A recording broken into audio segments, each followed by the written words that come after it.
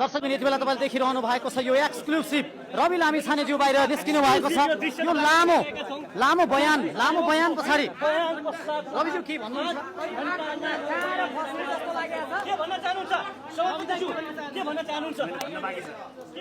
यति बेला उहाँ बाहिर निस्कदै गर्नु भएको यो दृश्य हामी देखाइरहेका छौँ। एक्सक्लुसिभली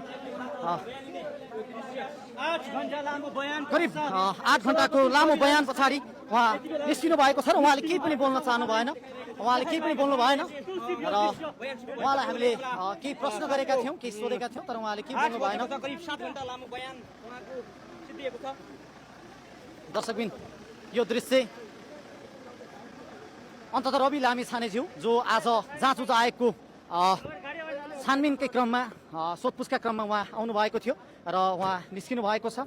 करिब 8 घण्टा लगातार 8 घण्टा दिउँसो 1 बजेबाट अहिले 8 बजेसम्म उहाँको बयान लिएको छ। बयानमा के भयो त्यो भने उहाँले के भन्नु भएन।